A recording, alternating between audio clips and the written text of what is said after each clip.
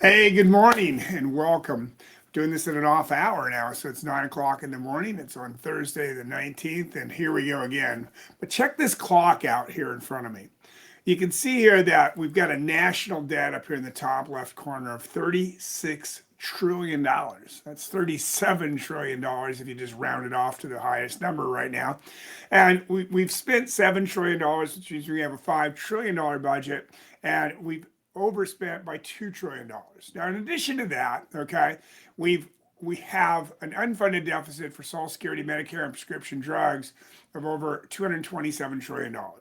So we're $263 trillion upside down with a $5 trillion budget. Think about that for a second. $263 trillion. Now, there's a really cool clock on here down here, right over here on the left-hand side, just down a few inches on the left-hand side called the Doge clock. It says that it's $565 billion that they found in fraud and unnecessary expenses, and they're headed to $1 trillion on that. But that's great, but they still spent $2 trillion more than they brought in. Now, that's one thing, and if this is all we knew, that would be one thing. But let me ask you a question. What's the highest income taxes have ever been since the inception of the temporary income tax and the establishment of the IRS in 1913? Now, Kathleen, Mohammed, Constance, Cindy, Deborah, Richard, Katie, Ann, Ruben, Deanna, any one of you out there, put it in the chat if you know what that number is. What's the highest top marginal tax bracket since the inception of the temporary income tax and the establishment of the IRS in 1913? Would it surprise you to know that that number was 94%? And the average has been 56.58% since the inception of the temporary income tax. And currently we're sitting at 37. Now, folks, taxes are on sale right now. And that tax sale is scheduled to end on 12/31 of this year. But the question I have for you is, do you believe that in the future taxes will be lower, taxes will stay the same, or taxes will be higher? And the consensus I get from everybody I talk to is they believe taxes will be higher. Then the next question comes, do you believe that your tax bracket will be lower, higher, or the same when you get to that point called retirement? And many of you are already there. Now, if you're already there, you're in the lowest possible tax bracket you'll ever be. And if taxes are going to be higher in the future, why wait to pay them? Now, we came here to learn about RMDs, all right? And the bottom line is that's what we're going to talk about. But you need to keep in mind what I just showed you. Now, if you talk about tariffs and wars in Iran and all the other stagflation and all the other craziness that's going on right now, you got to wonder, is the plan you're working on right now actually working? And is RMDs, is that all I should be learning about, or is there more I should be learning about? And my guess is that there's a lot more you should be learning about. But we're going to talk about RMDs today. Now, my name is James Johnson. I've been a wealth strategist for well over 20 years. I'm ex-Marine. There really is no such thing as an ex-Marine, just in case you didn't know. I'm top of the table for MDRT. That's $1 Million Roundtable. Now, $1 Million Roundtable is the largest, oldest, and most prestigious financial planning institution in the world. And if you qualify for it, you're in the top 5% of all the planners in the world. If you're top of the table, you're in the top 1% of all planners in the world. I was a master lead advisor for a guy named Ed Slott for more than 9 years. If you know anything about Ed, he calls himself a recovering accountant. And what that really means is I know a lot about qualified money. Now, qualified money is your IRAs, your 401ks, 403bs, 457, defined benefit plans, Roth IRA, anything where the government is your partner, okay? Things that you're concerned about taking RMDs out of. I'm a father of two and the past president of my Rotarian Club. Now, people ask me, well, Jim, your expertise lies in retirement, estate planning, and saving businesses taxes. Where did you get this passion and this drive for this? Well, folks, I think that goes back to my childhood. You see, when I was a kid, my father used to say, I put you on this earth, I can take you off. He says, now, here's the deal. He says, it's my job to provide you with that which you need, and it's your job to provide you with that which you want. And so he instilled in me a work ethic from childhood, from being very, very young, even as young as 8 years old. I used to go out and collect pop bottles and shovel snow and wash cars. And we had paper routes back then. I'd have two or three of them. And if I wanted a extra pair of roller skates, or I wanted a different set of clothing or a bicycle, if I couldn't win it in a contest, I had to go out and buy it. And so I had to go out and buy that with my money. Now, maybe I got something for Christmas, but if I really wanted something special, I had to go do it. And I've always been thankful to him for the fact that he taught me how to build that work ethic. But what is such a very sad story for so many of us is that we never really got to get any really good financial training. So we've been going through life, we're just kind of throwing money away and putting it over in our retirement accounts, and no real plan to it, all right? Because see, it really doesn't take a plan to get to retirement. All you got to do is dollar cost average your way in, and hope and pray that everything works out good. But the reality of the matter, folks, is it takes a plan to get to retirement. And that takes a certain amount of education. And of course, that's why you're here today, right? So you're here to learn about RMDs. Now, I would bet that your questions would be this, is how do I calculate my RMDs? And we're certainly going to cover that, all right? And how do I gauge the taxes on my RMDs? And if you haven't noticed already, I'm a big fan of talking about taxes because I think everybody needs to learn about taxes, because taxes is going to be one of the most expensive things that's going to happen to you throughout the balance of your lifetime if you don't do something about it. Now listen to what I said, if you don't do something about it. If you become proactive, you can actually reduce the amount of taxes that you have to pay going forward. Now, can I save on taxes? And the answer to that is yes, if you become proactive. How are the rules for beneficiary designations different from other accounts? This is pretty important if you're worried about where your money goes when you pass away. And how do I know if my assets allocations are appropriate for my RMDs? So we're going to talk about all that stuff, but understand this is a live event, all right? So please just try to stay focused for the next 30, 35 minutes or so here. Silence your cell phone if you haven't so far to make sure that you don't have any distractions and you don't walk away at the worst possible moment. Hang on to your cell phone in case you want to take some pictures along the way. X out of any other tabs that you may be in, once again, so you don't get that distraction. And please use the chat box. It's what it's over here for. It's live. If you put a question in there, I will do my very best to answer that question as we go along. And if not, you're all going to get an opportunity with me later on to sit down and get a special offer, which is called an RMD analysis pack. Now, what this is this is an in-depth look into where you are financially, where you're going financially, what your RMDs are going to look like. Should you be taking more than that? Should you take them earlier? Should you be doing Roth conversions? Is your plan going to get you there? Are you planning your retirement or the government's? Which one is it? You see, people just like you across this country that have gone through this process all come back with the same responses. It's like, I've never seen it this way. This is like a financial MRI. It's an in-depth look at where you're at so that you can actually do some intelligent planning going forward because you have some real numbers that you can make decisions on, not just going based on what somebody told you should do without doing any kind of an analysis. Now, that being said, this offer will come up 2 or 3 times throughout this process. And while it's going on, you can actually click on that offer. It doesn't take you away from the webinar at all. And you can go out there, get on the calendar and get in the schedule so that we can get together and go over that stuff. Now, it's not easy to get in my schedule, so you probably want to jump on there soon. Now, question for you. Do you guys know where the speed trap is in your neighborhood? I bet every one of you do. I happened to see one just yesterday, as a matter of fact, and I know 4 or 5 of them around where I live where the speed traps are. Now, here's the real question. Is that speed trap for the benefit of the public, or is it for the benefit of the government? And I've got my own opinions on that, but I'm pretty certain it's not for the benefit of the public. And you can say, well, it slows down the people driving fast, et cetera, in that area. I would tell you that's really not working where I live. All right. Now, maybe it works where you live, but it isn't working where I live. But do you know that sinking feeling you get that moment that those lights go on? And you look in your rearview mirror and here's those lights.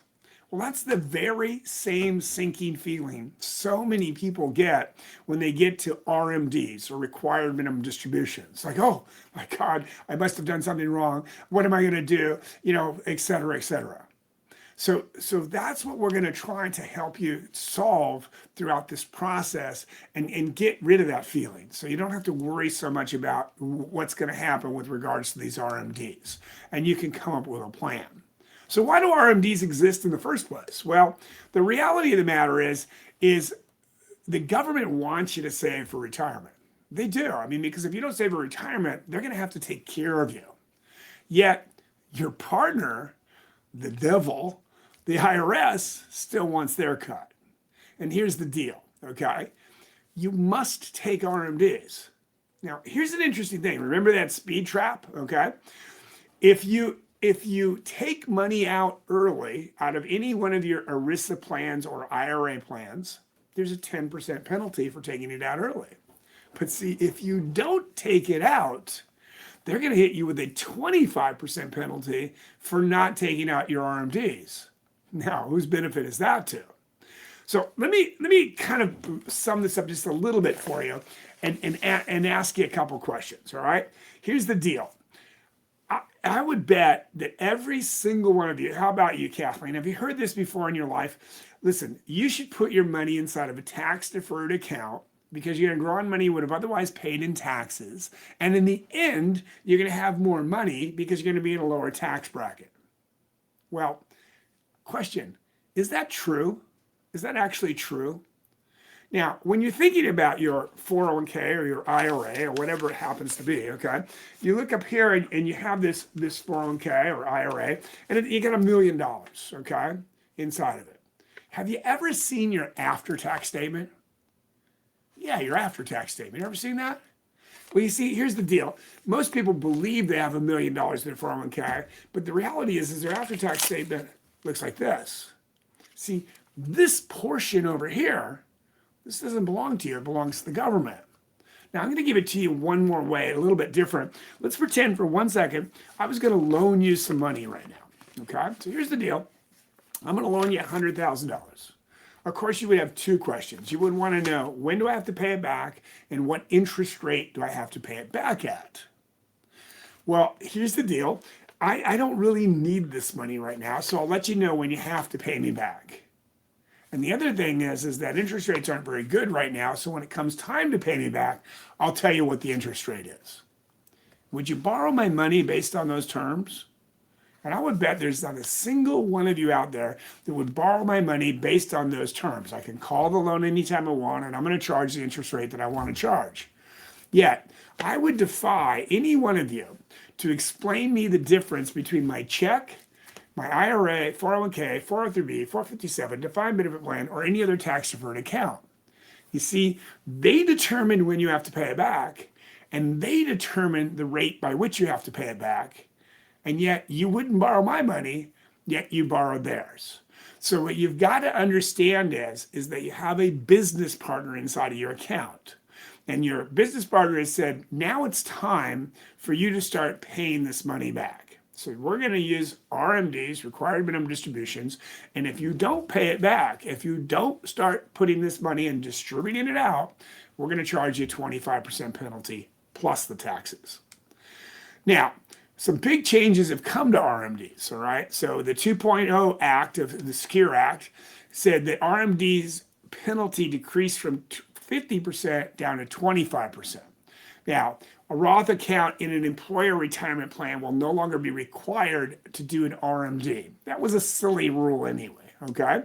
Now, beginning immediately for in-plan annuity payments that exceed the participant's RMD amount, the excess annuity payment can be applied to the following year's RMDs. Now, that's kind of important, and when we get to talking about how RMDs are taken out of different types of accounts, you might understand that a little bit better, okay? If you turn 72 in this year, let's say, or 2023, you had until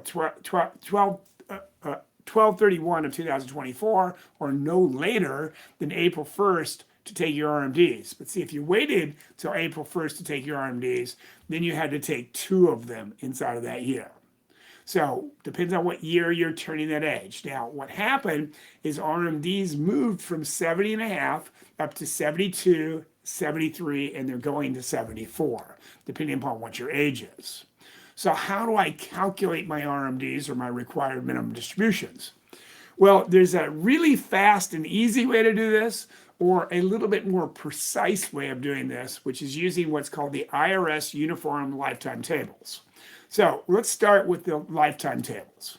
So you can see over here at 73, your distribution period is 26.5 years. And then at 74, it's 25.5, 24.6, 23.7. So it's moving by not quite a point each and every year as far as what your distribution period is.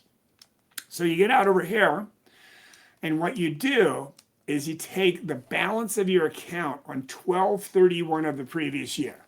So if we were trying to figure out what your RMD was for the year 2025, we would look at the balance of your account on 12/31 of 2024. So we're going to take that, and we're going to use your life expectancy, and we're going to divide it into that account, and that's going to come out with exactly what our RMDs are. So in the case of a $100,000 RMD with a 26.5 year life expectancy, we divide that in, it comes up to $3,773.58. Now, if you wanted a fast way to do this, you would simply go about using 4%. So if you said 4% of $100,000 is $4,000. Now, that's not an exact number, but it's in the ballpark. So a fast estimate would be simply using 4%. Depending upon your age, because the older you get, it might need to be a little higher than 4%.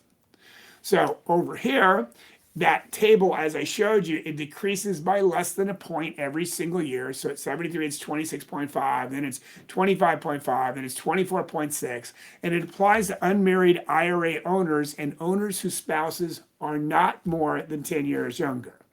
So for you cradle robbers out there, it's a little bit different. Not understanding how RMDs work with 401ks. Well, example of a 72-year-old with $1 million in savings, okay? So let's say $500,000 of that was in 2 IRAs. They had $250,000 in one IRA and $250,000 in another IRA. The RMD for each one of those IRAs would be $6,625. The cumulative RMD would be $13,250.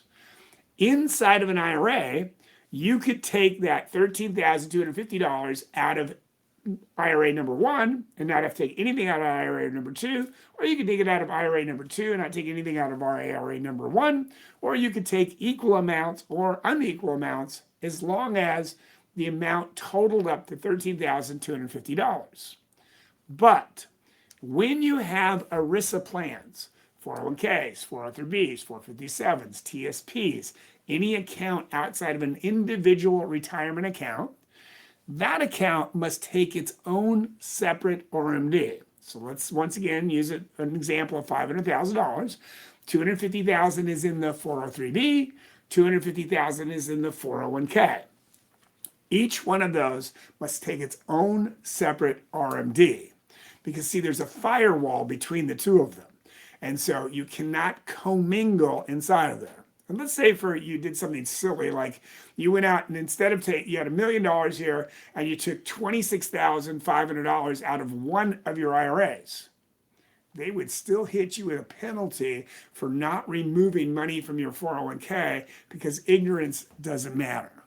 So you must understand to do that. Now, bottom line is that when you leave a job, and you have a 401k, 457, any one of those things, you should almost immediately be doing what's called a trustee to trustee transfer and transferring that over into the IRA so that you eliminate the second set of rules, all right? So everything is under the auspices of an IRA. But before you do that, folks, let's sit down and talk because there's some little known rules that you probably are not aware of called NUA, net unrealized appreciation, which will allow you to get some of your 401k out at capital gain rates instead of ordinary income taxes. And there's also one called non-qualified contributions, which will allow you to get it out 100% tax-free. And if you don't want to get into other rules, you want to do it before you move. All right. So don't just go out and pick up and move. And incidentally, if you're still working and you're inside of one of these plans, there is something called an in-service distribution that you may also be able to do. And this is all going to be part of that RMD analysis pack when we get together to talk. So you cannot commingle them. So accounts that must take separate RMDs are any ERISA plans, 401ks, 457s, 403bs, TSPs, so on and so forth. Accounts that can be commingled are IRAs, but you cannot put them together. So over here, how does taxation work for RMDs? Well, RMDs are 100% taxable at ordinary income taxes unless you have non-qualified contributions. There are no capital gain taxes inside of them. And with non-qualified contributions, the withdrawals come out based on what's called pro rata. All right. Now, there's no need to get into this conversation with regards to pro rata unless you have that, and we'll cross that road when we get there. But once again, if you are moving a 403b, a 457, a 401k, any one of those things, we want to look at this rule before you move it, because there are some very dynamic things you can do in the process of moving it that will save you a lot of money in taxes if you do it correctly, and you can blow the deal where you'll never have that opportunity the second you move it. So how much extra tax liability would my RMD create? Well, it depends on your marginal tax bracket, which is based on your total taxable income as a joint head of household filer, or whatever, however you're filing, okay? So the first thing to understand is we have a progressive tax system. Now, keep in mind, folks, that this system is set to expire, or what's called sunset, on 12/31 of this year. So as I said in the beginning, taxes are on sale. Now, I don't believe that they will. I believe that they'll actually extend it because Trump is president now, and he put these laws in place in the first place. So remains to be seen. But as it stands, currently today, we have a 10, a 12, a 22, a 24, a 32, a 35, and a 37% tax bracket. So let's look at the 24% tax bracket, married filing jointly. We're at 201 to 383. So all dollars between 201 and 383 are taxed at 24%. Below that, 94 to 200 is 22, and 23 to 94 is 12, and up to $23,000 of taxable income is taxed at 10%. This is pretty important for you to understand, because what most people don't understand is that they get out there, they retire, oh, I don't really need my 401k or my IRA, I'll just wait until I have to take it. Well, that's usually a very big mistake, because you had an opportunity to most likely get that money out today at lower tax rates, either in the form of a rollout or a conversion, and you could have paid less in taxes. So if you still are not at RMDs, this is something we definitely want to be looking at. And if you're at RMDs, we still want to be looking at this, because you probably should be maximizing your tax bracket each and every year. So here's a great example of that. So here's a married filing jointly couple, okay? And their total AGI, adjusted gross income for the year, is $14,000. And they're just ecstatic, okay? And the reason why they're ecstatic is because they're not having to pay any taxes on their Social Security. They barely have to file a tax return. Actually, in this particular case, they wouldn't have to file a tax return, because when they file this tax return, they would have an excess of $16,750 in deductions that they're never going to use. But had they been thinking at the time, they could have taken an additional $16,750, got it out of their qualified accounts, put it into a Roth IRA, 100% tax-free. They could have got an additional $23,200 in a 10% bracket. They could have gone all the way up to the 94 and then paid on an additional on about another $71,000 at 12%. Yet they waited, okay? And because they waited, that something's going to happen that they're not going to like, and they're not going to like very much. So, and a big part of that is something called provisional income. Now, remember, I said that their Social Security wasn't taxable. And the reason why their Social Security wasn't taxable is because their provisional income wasn't high enough. So provisional income is equal to 1/2 of your Social Security plus all other incomes, including tax-free muni bond income, all kinds of things. So anything that would go on your tax return goes into your provisional income. And what this does is this creates what's called the means testing on your Social Security. So if you have the means, they're going to tax up to 85% of your Social Security. And in the beginning, they were living on taxable accounts or cash that they had sitting around and that little bit of Social Security they were getting, and they weren't being taxed. Well, they get out here, and now all of a sudden, they have to take those required minimum distributions. So immediately, their Social Security becomes taxable. And now they moved to $115,000 in taxable income. Well, look at this. They're at $84,250, and immediately they're now 2 tax brackets higher because they were below 0. Then they went to 10 and 12, and now they're at 12%. But let me tell you what's really scary. What's really scary, and what they really don't understand is that because they're married, one of them's going to die. And when that one person dies, now all of a sudden, they're going to jump to a 22% tax bracket. Because you see, the only thing that's going to go away is 85% of the lowest of the 2 Social Securities, and they're still going to have all those other incomes, and they're going to be in a 22% tax bracket.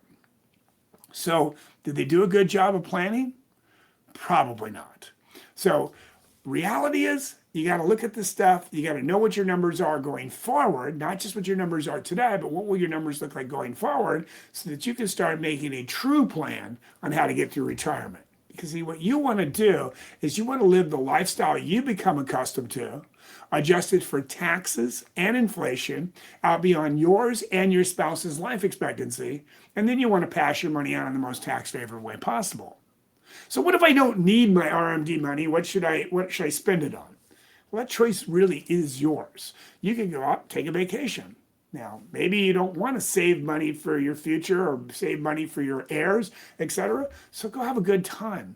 My number one rule is you should live like you're going to die tomorrow and plan like you're going to live forever. So why not have a good time? You spent your entire life putting this stuff together.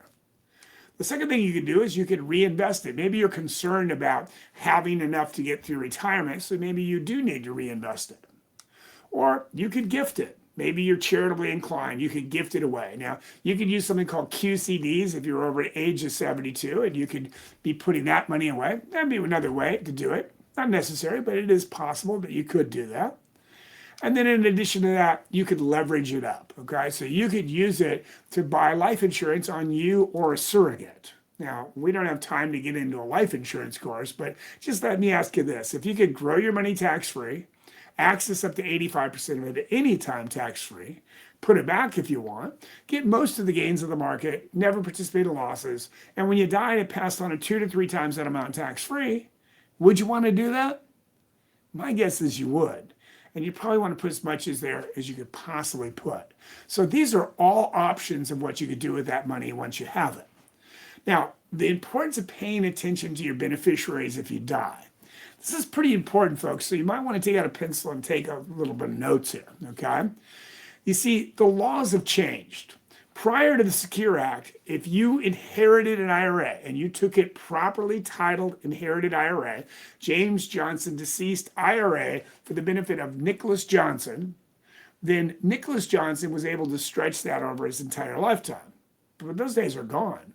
So if you're a non-spousal beneficiary and you inherit any kind of qualified money, including Roth IRAs, it must be distributed 100% within 10 years. But if your spouse is a sole beneficiary, it can roll the entire IRA or 401k into their IRA and then follow their rules according to that. But the other ones will have to distribute it over a 10-year period of time.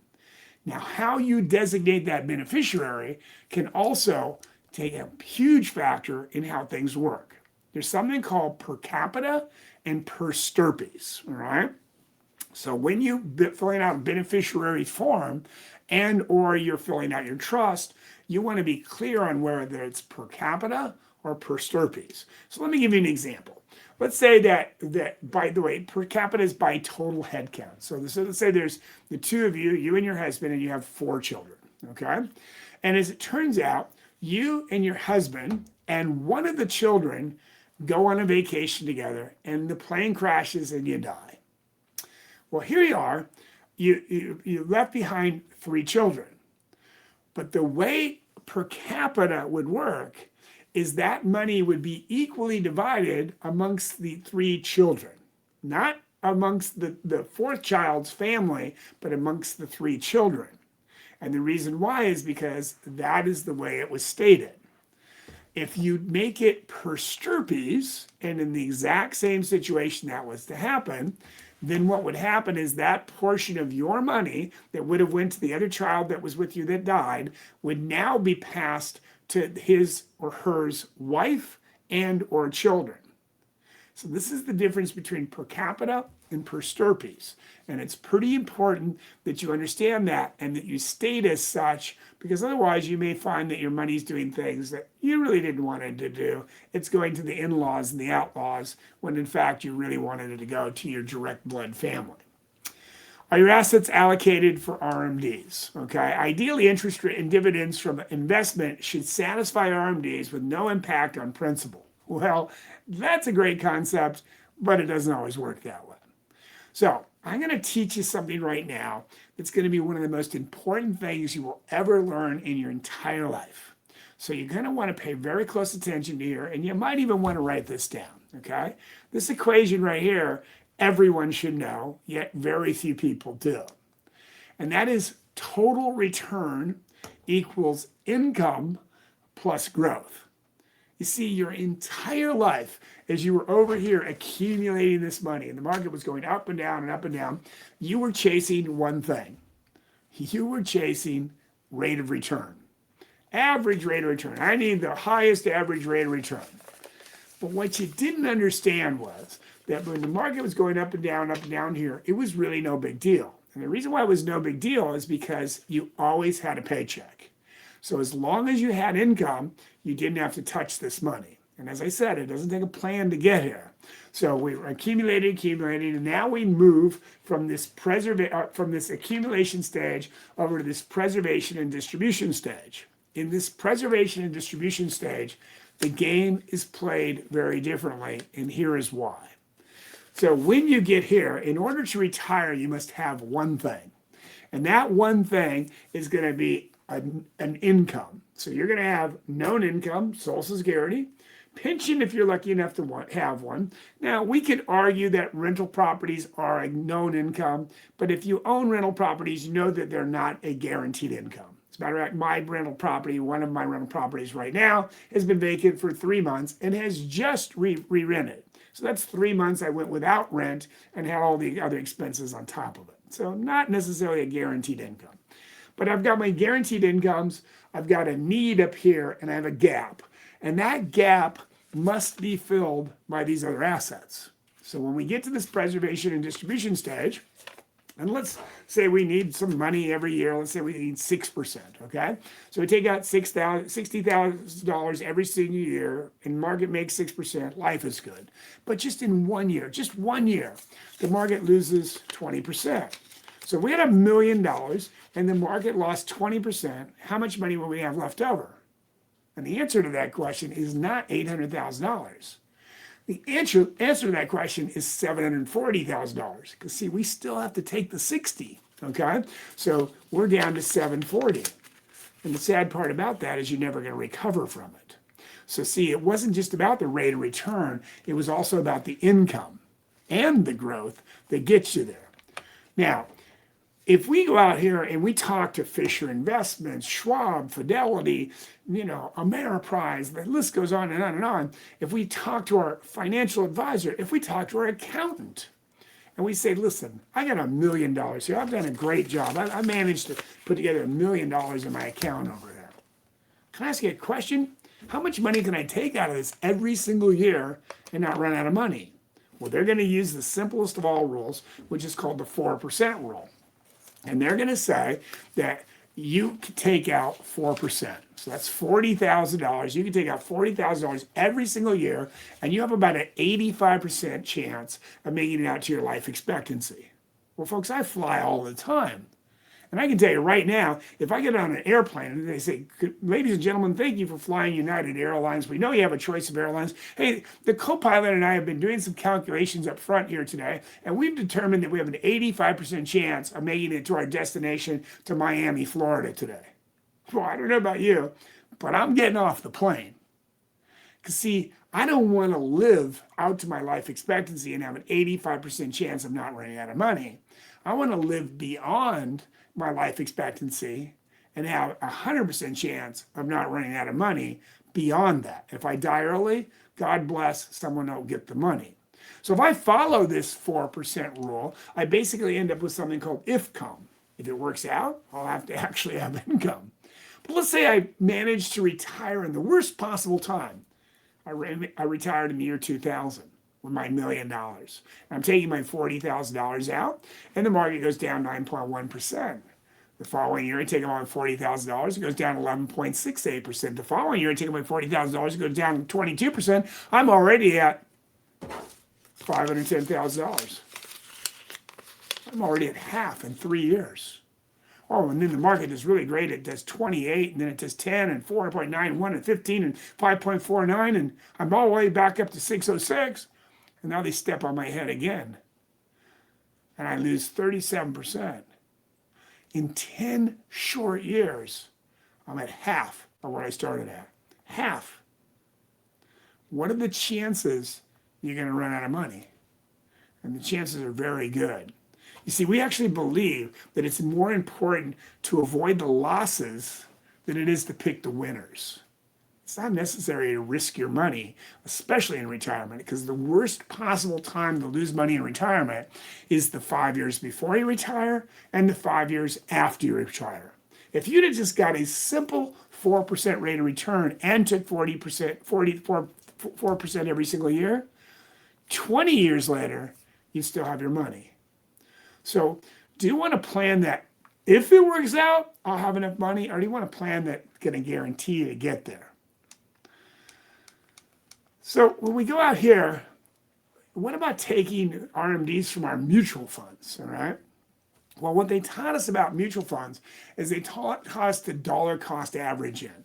So what we did is we bought mutual funds, and when the market went down, we bought some more mutual funds. When the market went down, we bought some more mutual funds. Well, I just showed you that the difference here is you don't have a choice. You have to take distribution. So it's like reverse dollar cost averaging. So you're over here and the market goes down, and then you got to take a little bit more money. You can't recover from that. There is just no recovering from it no matter what you do.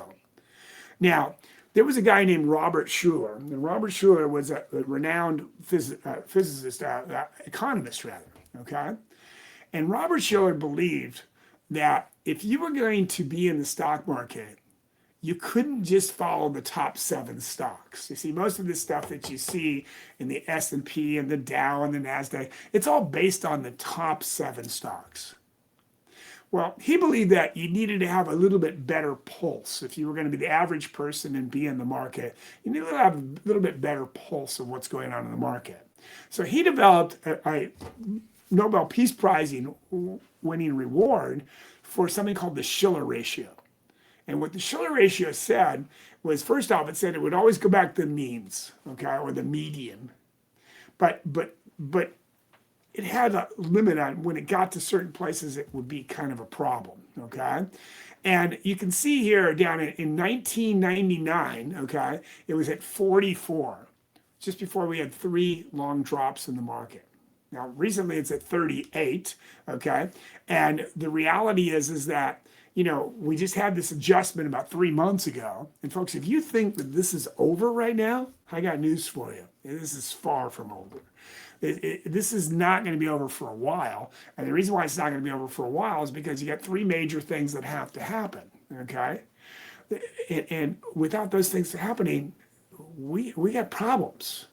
So you got to get China and Trump, the two biggest egos in the world, to come together and agree on what's going to happen with these tariffs, so on and so forth. The Fed's got to drop the interest rate. Now, he's not in any hurry to do that because he's not sure what all this turmoil is all about and whether these tariffs over here are actually going to affect us going forward, or whether they're not going to affect us, and then the 10-year bond has to come down. So all of those things almost have to happen simultaneously. So right now, we're in a really tumultuous time where they're talking about stagflation. That's not a good thing. And that's definitely not a good thing if you're in retirement. You remember 2000, 2001, 2002? You remember 2008? How about 2022? How'd that feel? How's it going to feel when not only when the market goes down, you're also going to have to take some money on top of it? Now, over here, Warren Buffett, this guy, he says he follows something different. He follows the market cap to the GDP. And his number one rule is don't lose money. His number two rule is don't forget rule number one. But that GDP is right around 205. And what it says is that if it's less than 73, the market is significantly undervalued. It's 73 to 93, the market is modestly overvalued. If it's 93 to 114, it's fairly valued. And if it's at 114 to 135, the market is modestly overvalued. And anything above that, the market is significantly overvalued, and you should proceed with caution. Now, if you were going to, let's say I had an ice cream store. You've been coming to my ice cream store for year after year after year. And when you come to my ice cream store, one day you walk in and there's a for sale sign. And you would ask me, well, you say, hey, Mr. Johnson, listen, I've been thinking about buying a business for my kid. What are you thinking about selling this for? Well, I'm considering selling it for, I don't know, $3.1 million. Of course, the next question you would ask is you would say, well, how much money does it make? And I said, well, it's making like $750,000 a year. $750,000 a year, and you want $3.1 million? As a smart, prudent investor, would you buy my ice cream store? Yet more and more people are pouring money in the stock market, or even worse, they're staying in the stock market because their broker keeps saying, well, just wait, it's going to come back, it's going to come back. And the reality of the matter is our current administration is asking us to endure a little bit of pain to get through this process, and it'll get better. Folks, you spent your entire life building this portfolio. I think you've had enough pain. You don't need to endure more pain. You just need to make sure that you're going to live that lifestyle you become accustomed to, adjusted for taxes and inflation, out beyond yours and your spouse's life expectancy. Now, if you don't do that, chances are it's going to be a problem. Now, I like to liken this whole thing, this whole financial thing, RMDs, your portfolio, I like to liken it to your house. You see, when we walk in our house, we get these warm and fuzzy feelings about, we've got this great paintings and carpet and floors and ceilings and all these great things that we did to our house, all the furniture, so on and so forth. And it's just like our stock brokerage account. We have our EFTs and our ETFs, and we've got our stocks and our bonds and our mutual funds and, all of this great stuff. We get some annuities, we got all this great stuff. And the reality is that we lose sight. We lose sight of what really holds up our house. You see, what holds up our house is that cold, gray, dark foundation that we never talk about.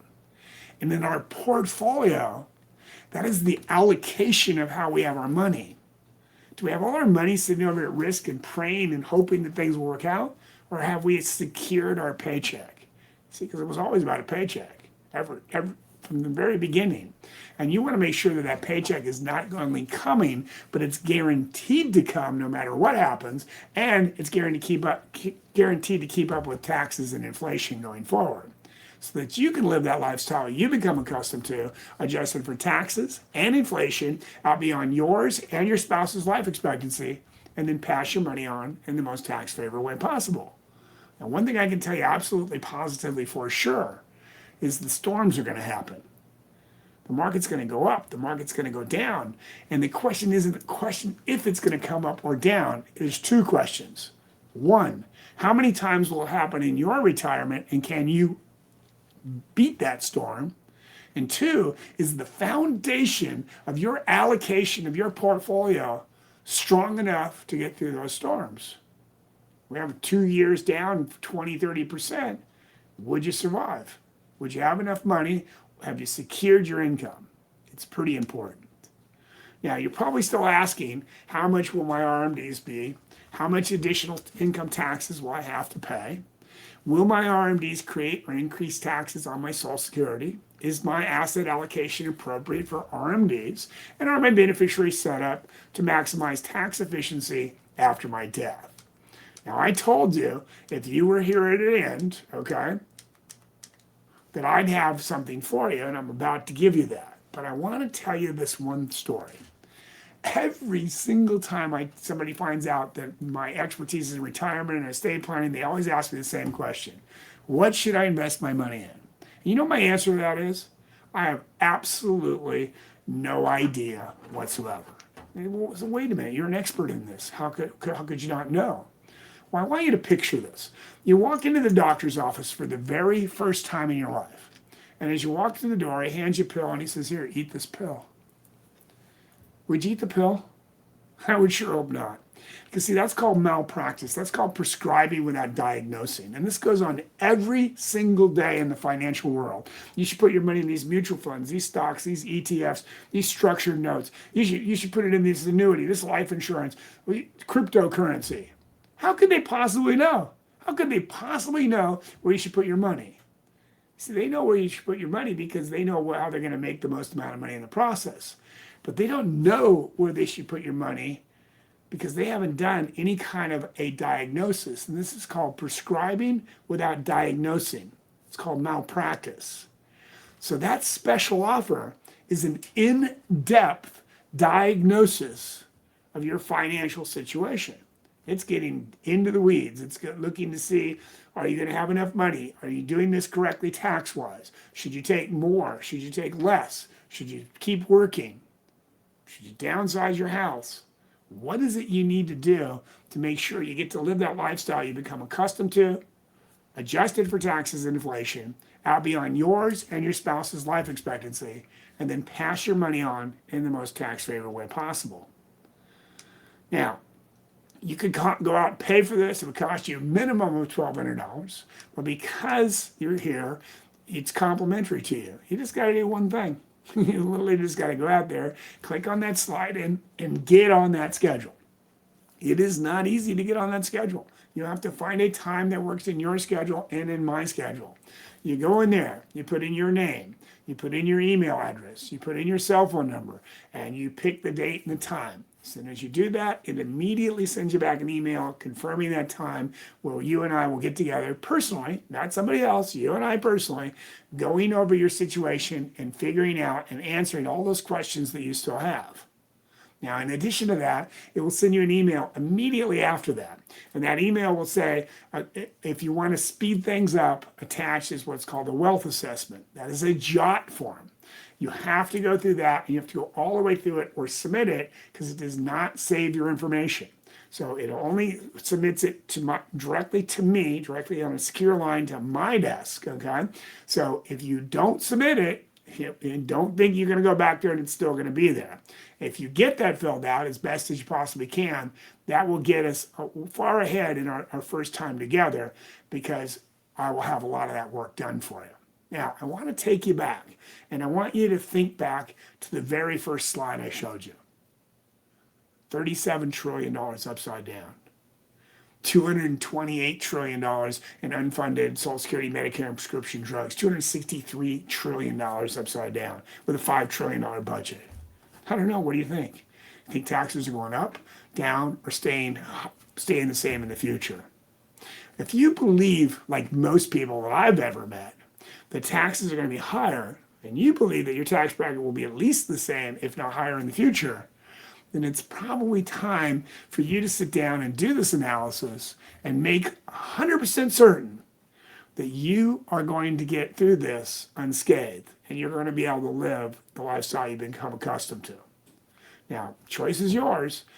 And remember, leave your checkbook at home when we get together because you don't get to buy anything. It's all about you. So if haven't seen a single question or comment come up here, so I'm going to assume there are none. So I want to leave you with this. Live like you're going to die tomorrow. Plan like you're going to live forever because you just might. Keep smiling, and I look forward to meeting each and every one of you in the not too distant future. Make it a great day.